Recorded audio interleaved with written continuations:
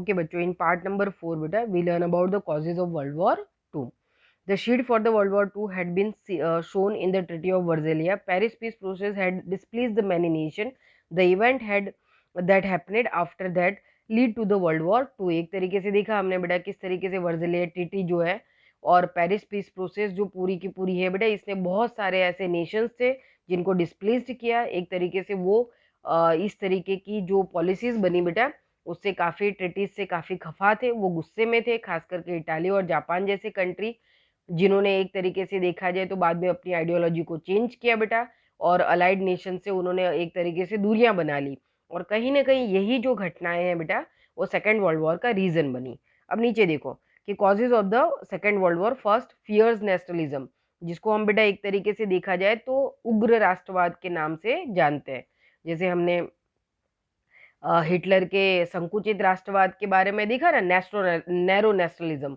इस तरीके से यहाँ पे हम फियर्स नेशनलिज्म की यानी कि उग्र राष्ट्रवाद की बात करते हैं कि after after the first world war fierce nationalism developed in Germany, Japan and Italy. German could never forgot and overcome the Treaty of Versailles. Consequently, Hitler captured the some provinces of the Austria and Czechoslovakia following his Nazi philosophy, and German must get all these provinces where Germans were staying. बराबर. एक तरीके से देखा जाए तो first world war के बाद बेटा जर्मनी, जापान और इटाली के अंदर एक तरीके से देखा जाए तो फियर्स नेशनलिज्म का जो है उग्र राष्ट्रवाद की एक सोच जो है बेटा वो बढ़ने लगी. एक तरफ जो है बेटा वर्जेलिया ट्रीटी की वजह से, वर्जेलाइज ट्रीटी की वजह से जर्मनी के लोग जिसको कभी नहीं भूल सकते थे बराबर, कहीं ना कहीं हिटलर जैसे डिक्टेटर को जो है बेटा जर्मनी के लोगों के दिल में जगह मिल गई, क्योंकि वो ये उसको हिटलर को वो सेवियोर मानने लगे, वो अपना तारणहार मानने लगे. और उन्होंने एक तरीके से देखा जाए तो अपने दिलो दिमाग पे कंप्लीटली हिटलर की डिक्टेटरशिप वाली जो उसकी सोच थी, उसकी जो विस्तारवादी सोच थी बेटा, उसको मतलब बिठा लिया था. और कहीं ना कहीं वो ये मानने लगे थे कि हिटलर ही जो है वो जर्मनी को इस कंडीशन में से निकाल सकते हैं. और हिटलर ने कंप्लीटली उन चीज़ों का बहुत फायदा उठाया. उसने ऑस्ट्रेलिया, चेकोस्लोवाकिया जैसे उसके आसपास के छोटे छोटे जो नेबरिंग कंट्रीज थे बेटा, वो उसने कहीं ना कहीं अपने कंट्रोल में ले लिए बराबर. उसने हड़प लिया उन स्टेट्स को. और वर्जिलिया ट्रीटी के अंदर बेटा जो इटाली है, हमने देखा कि किस तरीके से इटाली को इग्नोर किया गया और इटाली के लोग भी इस चीज को भूल नहीं पाए. इटाली के जो मिजोलिन, जो फाजिस्ट पक्ष के लोग थे बेटा, उनके मतलब एक तरीके से देखा जाए तो उनकी लीडरशिप में फैजिस्ट पार्टी बनी बेटा. और मिजोलिन के लीडरशिप में ये बनी हुई जो फैजिस्ट पार्टी थी, इसने कहीं ना कहीं इटाली को एक अलग तरीके की सोच के साथ बेटा, उसमें साम्राज्यवादी जो उसकी नीतियां थी बेटा, उसने उसको बढ़ावा दिया. देन हम देख सकते हैं कि आगे बेटा कि Mussolini started the fierce nationalism and adopted the imperialist policy. On the other hand Japan too gave into imperialism, the world peace was in danger. और एक तरफ जापान ने बेटा कहीं ना कहीं देखा जाए तो अपने साम्राज्यवादी नीतियों के तरफ अपना झुकाव बढ़ा दिया. और ये जो है दुनिया के लिए बहुत बड़ा, एक तरीके से बोलते हैं ना खतरे की घंटी बजना, एक तरीके से डेंजर जोन में जाना. ये वो समय था बेटा जो दुनिया जो है उस समय उसकी जो शांति है बेटा, विश्व की जो शांति है वो उसके लिए बहुत बड़ा मतलब एक तरीके से डेंजर, एक तरीके से जो है बेटा संकट खड़ा हो गया था. सेकंड है ग्रुपिज्म बराबर, फियर्स नेशनलिज्म यानी कि उग्र राष्ट्रवाद.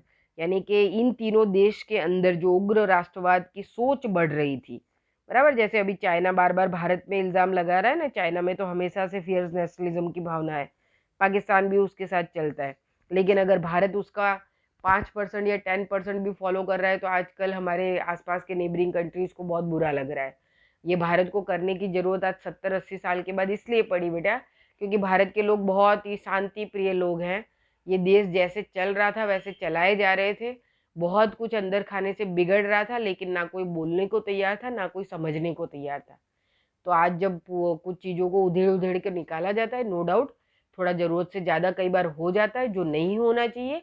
किसी भी चीज़ को तुम सही तरीके से प्रेजेंट करो, किसी भी सोच को सही तरीके से प्रेजेंट करो तो कुछ गलत नहीं है बराबर.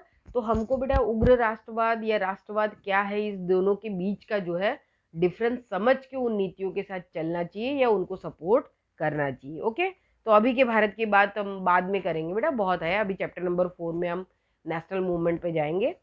फिर देखो अब ग्रुपिज्म सेकंड में आ जाते हैं, जूथबंदी जिसको हम बोलते हैं।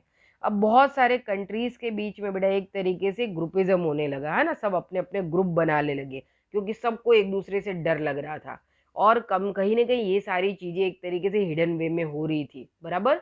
एक दूसरे के साथ विश्वासघात किया जा रहा था, क्यों? क्योंकि विश्वास बचा ही नहीं था। देखो, since the France was always afraid of Germany after the First World War, it entered into a treaty with the Belgium, Poland, Romania and Czechoslovakia. France जो कि हमेशा जर्मनी से बेटा हमेशा उसको डर रहता था, उसने कहीं ना कहीं बेल्जियम, पोलैंड, रोमानिया और चेकोस्लोवाकिया जैसे जर्मनी के नेबरिंग कंट्रीज के साथ एक तरीके से फ्रेंडली रिलेशंस बनाना, उसने मैत्री करार करना उनके साथ स्टार्ट कर दिया। फिर देखो, Italy signed the treaty with the Czechoslovakia, Yugoslavia, Romania, Hungary, Greece, Turkey and Austria. उस तरफ इटली भी यही कर रहा था। इतने सारे जो कंट्रीज हैं जर्मनी के आसपास के, वहां वो भी अपना प्रभुत्व बढ़ा रहा था। Russia signed the treaty with Germany, Turkey, Lithuania और ईरान। रशिया ने भी एक तरफ देखा जाए तो जर्मनी, तुर्की, लुस्तानिया और ईरान के साथ एक ट्रीटी भी की। इस ट्रीटी के थ्रू ये तय हुआ इन देशों के बीच में कि ये सारे कंट्रीज एक दूसरे के इंटरनेशनल बॉर्डर को या एक दूसरे के इंटरनल मैटर में बेटा किसी भी तरीके का इंटरफेरेंस करेंगे नहीं, वो एक दूसरे को किसी भी सूरत में नुकसान नहीं पहुंचाएंगे। तो यहाँ पे देखो, इटली एक तरफ अपने आप को सेफ बना रहा है, जर्मनी एक तरफ सेफ कर रहा है, रशिया भी अपने आप को सेफ करने में लगा हुआ है। Italy formed the Rome Berlin Tokyo axis group with the support of Germany and Japan. और एक तरफ जो है बेटा जर्मनी, जापान और इटाली ने मिल के रोम, बर्लिन, टोक्यो एक एक्सिस ग्रुप, मजबूत एक्सिस ग्रुप उन्होंने बना लिया। England and France format the another group with the democratic values, Germany signed a non aggression treaty with Russia. और इंग्लैंड और फ्रांस ने जो लोकशाही मूल्य हैं बेटा, बराबर, डेमोक्रेटिकल वैल्यूज है, उसके बेस पर जो है वो ग्रुपिज्म स्टार्ट किया। लेकिन कहीं ना कहीं उस समय की सिचुएशन के हिसाब से जो है बेटा जैसे कि जर्मनी है, रशिया है, उसकी जो आक्रामक नीतियां थी, जो उनकी संधियां थी बेटा, जो उनकी ट्रीटीज थी, जिसकी वजह से जो वर्ल्ड पीस है बेटा उसके सामने डेंजर यानी कि संकट खड़ा हो गया था। एक भय, एक डर का माहौल देश और दुनिया में बन रहा था। और कहीं ना कहीं ये जो पर्टिकुलर एटमोस्फियर है बेटा, ये जो अग्रेसिव जो है बेटा सोच थी, इसने कहीं ना कहीं सेकेंड वर्ल्ड वॉर की तरफ जो है बेटा वो दुनिया को खींच कर ले गया। ओके, उसके बाद थर्ड फैक्टर है मिलिट्रिज्म, जिसको हम लश्करवाद के नाम से जानते हैं। एक तरफ ट्रीटीज हो रही थी, एक तरफ उग्र राष्ट्रवाद की सोच को बढ़ावा दिया जा रहा था, दूसरी तरफ बेटा मिलिट्रिज्म भी बढ़ाया जा रहा था, है ना। देश अपने आप को बेटा प्रोटेक्ट करने में लगे थे। सेम एज देखो अभी भी यही हो रहा है। चाइना अपना मिलिट्री पावर बढ़ा रहा है, भारत अपना बढ़ा रहा है, पाकिस्तान अपना बढ़ा रहा है, अमेरिका, रशिया, दुनिया के सारे देश एक तो न्यूक्लियर पावर में अपने आप को और स्ट्रांग बनाने में लगे हुए हैं। कितनी सारी चीजें एक साथ हो रही है, बराबर ना। मैंने लाइव क्लास में आपको बार बार सारे फैक्टर्स जोड़ जोड़ के बताए थे कि सेम एज अभी यही 100 मतलब वो 70-80 साल पहले वाली जो सिचुएशन है 1930s 40s की, वही सिचुएशन वापिस से दुनिया में दोहराई जा रही है। बिल्कुल वही है, दुनिया के देशों का एक दूसरे के ऊपर से विश्वास खत्म हो गया है, डर का माहौल है, और ये फियर्स, नेशनलिज्म, उग्र राष्ट्रवाद की भावना सभी देशों में घर कर गई है। और कहीं ना कहीं बराबर ट्रेडिंग पर्पज से देखो, ईरान और अमेरिका के झगड़े जो 2-2.5 साल पहले शुरू हुए, ईरान और चाइना के बीच के सॉरी चाइना और अमेरिका के बीच में जो ट्रेडिंग वॉर शुरू हुई है, चाइना जो अपने आप को वर्ल्ड फैक्ट्री बनाने में लगा हुआ है, तो उसकी जो कुछ पॉलिसीज है बेटा जो दुनिया को बैडली इफेक्ट कर रही है, ये सारी सिचुएशंस अभी हम देख रहे हैं। कुछ ऐसा ही बिल्कुल उस समय हो रहा था। आज अगर जहाँ पे हम चाइना को देख रहे हो, उसी समय उस जगह पे जर्मनी था। ओके, तो यहाँ पे हम ये चीज मान के चल सकते हैं कि कैसे एक नेशन की गलती जो है थर्ड वर्ल्ड वॉर का बिगुल बजा देगी। आजकल पिछले 1-1.5 साल से रोज न्यूज चैनल में सुनते हो ना, वर्ल्ड वॉर 3 हो जाएगा, वर्ल्ड वॉर 3 हो जाएगा। बेटा वर्ल्ड वॉर 3 हो जाने का मतलब दुनिया खत्म हो जाना हो जाएगा, क्योंकि फर्स्ट वर्ल्ड वॉर और सेकेंड वर्ल्ड वॉर के टाइम पे तो बेटा वर्ल्ड में एटॉमिक पावर किसी के पास नहीं था। अमेरिका के पास भी सेकेंड वर्ल्ड वॉर में 1945 के आसपास बेटा एटॉमिक पावर आया और उसने हिरोशिमा और नागासाकी को ख़त्म किया। आज तो दुनिया के 8 to 10 कंट्रीज ऐसे हैं बेटा जिनके पास एक तरीके से देखा जाए तो वो तो डिक्लेयर कर चुके हैं कि वो एटॉमिक पावर कंट्री है। पाकिस्तान जैसा कंट्री बराबर एटॉमिक पावर कंट्री है, जो दुनिया के लिए सबसे बड़ा खतरा है। चाइना पाकिस्तान से भी ज़्यादा बड़ा खतरा है। कोरिया बराबर, अब तो ईरान और तुर्की भी एटॉमिक पावर बना चुके हैं। तो दुनिया में लगभग 12-15 जैसे कंट्री है बेटा जो एटॉमिक पावर अपना बढ़ा चुके हैं और बना चुके हैं। और दुनिया के अंदर अगर 100 न्यूक्लियर बम फटे ना बेटा, पूरी दुनिया खत्म हो जाएगी। तो यहाँ तो एक एक कंट्री के पास 150 न्यूक्लियर बम, पाकिस्तान जैसे छोटे से कंट्री के पास भी 150 न्यूक्लियर बम है बेटा। तो हम अंदाजा लगा सकते हैं कि आज की कंडीशन में अगर थर्ड वर्ल्ड वॉर हुई बेटा तो फिर समझ जाना कि दुनिया खत्म हो जाएगी, अब कुछ बचेगा नहीं। फर्स्ट वर्ल्ड वॉर और सेकेंड वर्ल्ड वॉर के बाद तो हम बचे हुए थे, पर थर्ड वर्ल्ड वॉर के बाद कुछ नहीं बचेगा। अब यहाँ देखो militarism. On the one side efforts were being made to maintain the peace after the First World War, whereas on the other side, European nations were competing for ammunition. The production of the more and more weapon increase in all the European nation, war weapons better than the others were being the manufactured. Some nations like Russia and Germany began compulsory military training. एक तरीके से देखा जाए बेटा तो कहीं ना कहीं जो है बेटा सारे कंट्रीज अपने आप को बेटा अपना मिलिट्री पावर जो है बढ़ाने में लगे रहे थे, वो अपनी आर्टिलरी बढ़ा रहे थे, वो अपने वेपन्स बढ़ा रहे थे, बराबर एक तरीके से कंपटीशन में लगे हुए थे कि किसके पास सबसे ज़्यादा बेस्ट वेपन्स होंगे। और कहीं ना कहीं इस तरीके के बेटा जो डेंजरस वेपन है, एम्यूनेशन है, वो वर्ल्ड में स्टार्ट हो गया था बेटा, उनका अबंडेंट वे में प्रोडक्शन किया जा रहा था। और रशिया है, जापान है, इटली है, जर्मनी है, इन कंट्रीज ने जो है बेटा अपने नागरिकों के लिए कंपलसरी मिलिट्री ट्रेनिंग स्टार्ट कर दी थी। All the nations began inducting the more man into navy, air force and army. ज़्यादा से ज़्यादा देश जो है बेटा वो सोच रहे थे कि उनके नेवी में, एयरफोर्स में और उनके जो पर्टिकुलर लैंड आर्मीज है बेटा उनके अंदर ज़्यादा से ज़्यादा सोल्जर्स हो ताकि वो अपनी ताकत को बढ़ा पाए। जापान इसी तरीके से जो है अपने मिलिट्री फोर्सेस को बढ़ा रहा था। Finally the world war two had been declared when even the England and France tried to equip themselves with the war weapon। एक तरीके से देखा जाए, आखिरकार देखा जाए तो विश्व युद्ध बेटा एक तरीके से उसकी जो है आहट सुनाई देने लगी थी, क्योंकि इंग्लैंड और फ्रांस जैसे डेमोक्रेटिकल फॉर्म को मानने वाले कंट्रियों ने भी अपने आप को इनके सामने अपने आप को बचाने के लिए बेटा कहीं ना कहीं अपने आप को जो है वेपनरी वॉर के अंदर झोंक दिया था। तो ये सब के सब जो है रिस्पॉन्सिबल माने जा सकते हैं। अब देखो बेटा failure of the league of nation, जिस इंस्टीट्यूशन को वर्ल्ड पीस मेंटेन करने के लिए बनाया गया था बेटा, अगर वो इंस्टीट्यूशन इन देशों को समझाने में कामयाब नहीं हो पाया तो ये उसका सबसे बड़ा फेलियर था। वो जो डिस्प्यूट्स हो रहे थे बेटा, जो झगड़े हो रहे थे बेटा, उसको कहीं ना कहीं उन प्रॉब्लम्स को सॉल्व नहीं कर पा रहा था। यूनिटी जो है देश में बरकरार नहीं रह रही थी वर्ल्ड में। ये सारे कंट्रीज अभी भी अपनी मनमानी कर रहे थे। तो यहाँ पे हम देख सकते हैं बेटा कि league of nation completely failure साबित हुआ, जिसका रीजन जो है सेकेंड वर्ल्ड वॉर बना। देखो in October to establish the peace after the First World War, the League of Nations was formed, but neither could it become a supreme organization having the sovereign over other nations of the world, nor did have its own army to make the nations follow its principle। एक तरीके से देखा जाए बेटा तो जिन राष्ट्रों ने league of nation को बनाया था वही राष्ट्र उस पर्टिकुलर नेशन को बेटा उसके अंदर विश्वास नहीं रख रहे थे, उसकी बात नहीं मान रहे थे, अपनी मनमानी कर रहे थे, उसके वैल्यूज को जो है वो फॉलो नहीं कर रहे थे, बराबर। और लीग ऑफ नेशन के पास अपना भी कोई ऐसा मिलिट्री पावर नहीं था कि अगर कुछ राष्ट्र अपनी मनमानी करते हैं तो उनको वो रोक सकता है। तो यहाँ पे हम देख रहे हैं कि लीग ऑफ नेशन का कोई भी बस इनके ऊपर चल नहीं रहा था। धीरे धीरे इटाली, जापान, ये सारे कंट्रीज ने लीग ऑफ नेशन के साथ अपने टाइप जो है खत्म कर दिए। लीग ऑफ नेशन और accept the judgement passed by it, many nations had moved out of the League of Nations. Initially Russia and Germany snapped their ties with the League of Nations. Later Italy and Japan moved out because of the Italy had captured the Abyssinia, Japan attacked the Manchuria, Germany had snatched away the some provinces of Czechoslovakia. Still the League of Nations could do nothing। यहाँ पे दिख रहा है Russia है, Germany है, Japan है, Italy है, इन्होंने लीग ऑफ नेशन के साथ अपने टाइप खत्म कर दिए। और यहाँ पे उन्होंने कौन कौन से देशों को कैप्चर्ड कर लिया बेटा उसका अच्छा खासा लिस्ट बताया हुआ है।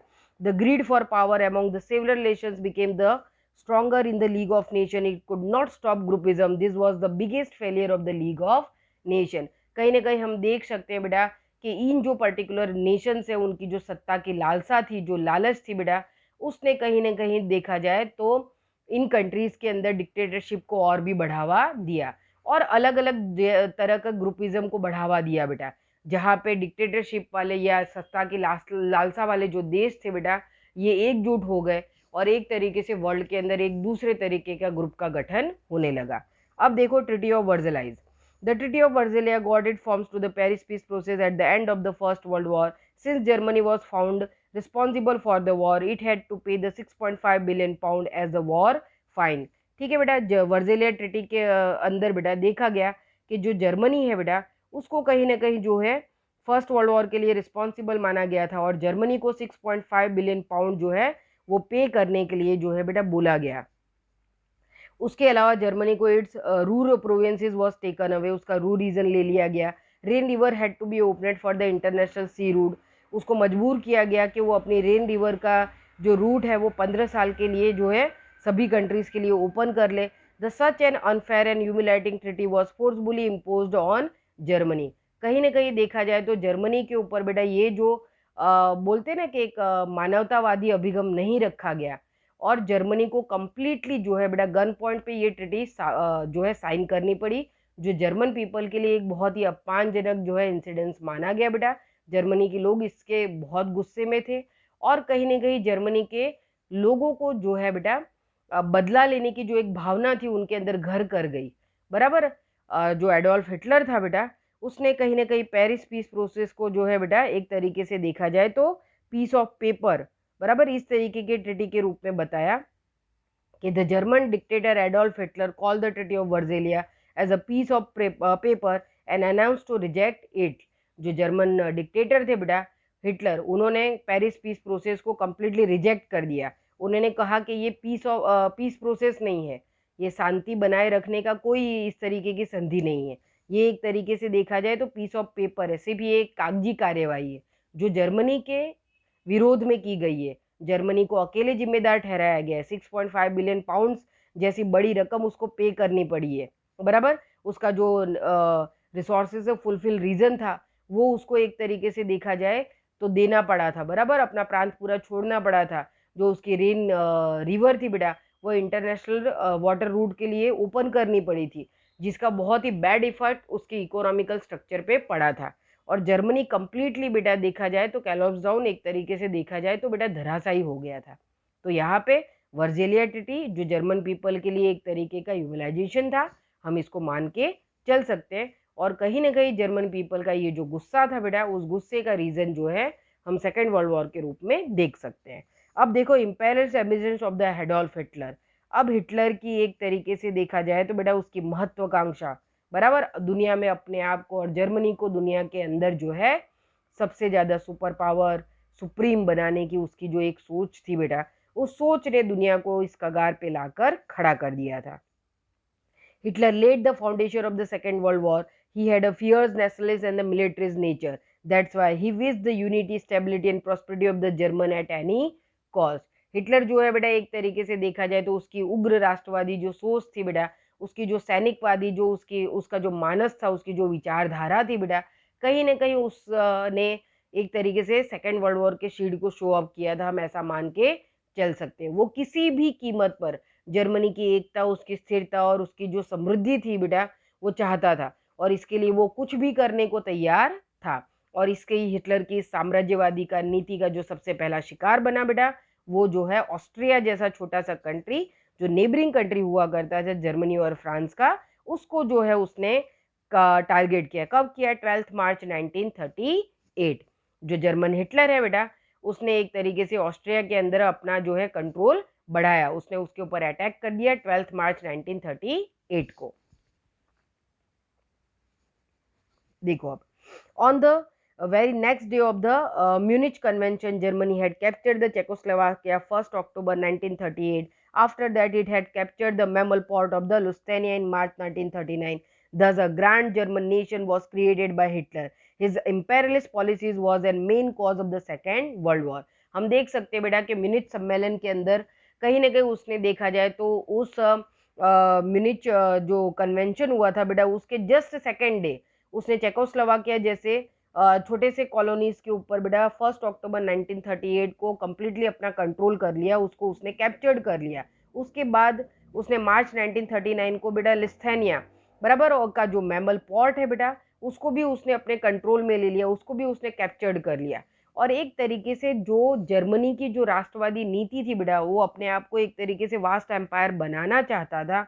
हिटलर की वो जो इम्पेरियलिस्ट पॉलिसी थी बेटा जर्मनी को एक ग्रैंड नेशन बनाने की वो यहाँ पे दिख रही थी और दुनिया उससे डर रही थी। और कहीं ना कहीं हिटलर की ये जो राष्ट्रवादी विस्तारवादी नीति थी बेटा, इसी नीति ने सेकंड वर्ल्ड वॉर के लिए अगर हम माने तो उसको हम जिम्मेदार मान सकते हैं।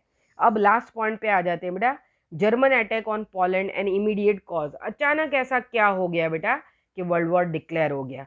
तो वो रीजन था कि एक पीसफुल छोटा सा कंट्री है बेटा पोलैंड, जिसके ऊपर जर्मनी ने अचानक ही आक्रमण कर दिया। ओके, देखो कि the above mentioned causes had made the first world war to sit on a heap of the ammunition। ये सारे जो आगे के कॉजेज हैं ऑलरेडी जो है बेटा दुनिया पूरी एक तरीके से देखा जाए बेटा तो एक हथियारों के जखीरे के ऊपर बैठी हुई थी। ऐसा लग रहा था जैसे कि इसके अंदर अगर चिंगारी भड़की और आग लगी तो पूरी दुनिया इसमें भस्म हो जाएगी। बस एक छोटी सी चिंगारी लगने की देरी थी, और ये चिंगारी कब भड़की? जब जर्मनी ने पोलैंड के ऊपर अटैक कर दिया। A small spark could blow up the whole world, and this spark was German attack on the peaceful Poland. September 1, 1939 early morning, thus World War II had begun। ठीक है, September 1, 1939 की बिल्कुल सुबह Germany ने Poland के ऊपर बेटा आक्रमण किया, और जर्मनी की इसी गलती ने बेटा सेकेंड वर्ल्ड वॉर की शुरुआत कर दी। क्योंकि पोलैंड जैसे कंट्री के ऊपर बेटा किसी भी देश का आक्रमण कोई भी यूरोपियन नेशन उस समय बर्दाश्त करने को तैयार नहीं था, और अचानक ही ब्रिटेन और फ्रांस जो है बेटा सेकेंड वर्ल्ड वॉर में कूद पड़े। Britain and France warned the Germany to stop the war immediately, but Germany ignored the warning. Hence Britain and France plunged into this war। Consequently, the war spread in the entire world. Britain और France ने बेटा Germany को एक तरीके से देखा जाए तो इमीडिएटली उन्होंने जर्मनी को जो है ये वॉर स्टॉप करने के लिए बोला, ये युद्ध खत्म करने को बोला, लेकिन जर्मनी ने कंप्लीटली जो है उनकी इस बात को इग्नोर किया, जिसकी वजह से जो जर्मनी और फ्रांस जैसे बड़े सुपर पावर कंट्रीज थे बेटा उन्होंने जो है पोलैंड को प्रोटेक्ट करने के लिए बेटा वो इस युद्ध के अंदर, महायुद्ध के अंदर बेटा कूद पड़े। और धीरे धीरे जो है वो ग्रुपिज्म जो बना हुआ था वो भी इसके साथ में जुड़ गया। वापस से वही अलाइड नेशन और एक्सिस नेशन के ग्रुप आमने सामने आ गए। लेकिन अब बदलाव ये था कि कुछ अलाइड नेशन के जो कंट्रीज थे जैसे कि इटाली है, जापान है, वो सेकेंड वर्ल्ड वॉर के टाइम जर्मनी के सपोर्ट में आ चुके थे, और जर्मनी और भी ज़्यादा स्ट्रांगली अब सेकेंड वर्ल्ड वॉर में इंग्लैंड और फ्रांस और दूसरे अलाइड नेशन के सामने लड़ रहा था। लगभग जर्मनी बेटा 4-5 साल तक, जब तक अमेरिका ने सेकेंड वर्ल्ड वॉर में एंट्री नहीं की, जर्मनी इन सारे अलाइड नेशन के ऊपर भारी पड़ रहा था। ऐसा लग रहा था कि जर्मनी को अब कोई नहीं हरा पाएगा। ओके, तो यहाँ तक हमने सारे फैक्टर्स देखे बेटा, वो कॉजेज देखे जो सेकेंड वर्ल्ड वॉर के रीजन बने। अब नेक्स्ट पार्ट में world war two and outline, बराबर एक तरीके से देखा जाए तो द्वितीय विश्व युद्ध की जो कुछ रूपरेखा है कि फिर एंडिंग में क्या हुआ, वो कौन कौन से बीच बीच में इस तरीके के इवेंट या इंसिडेंट्स हुए बेटा जिसने सेकेंड वर्ल्ड वॉर का जो है एक तरीके से देखा जाए तो जो बोलते हैं ना एक पिक्चर जो है बेटा वो चेंज करके मतलब रख दिया। ओके, तो नेक्स्ट पार्ट में हम इसको देखेंगे। Thank you.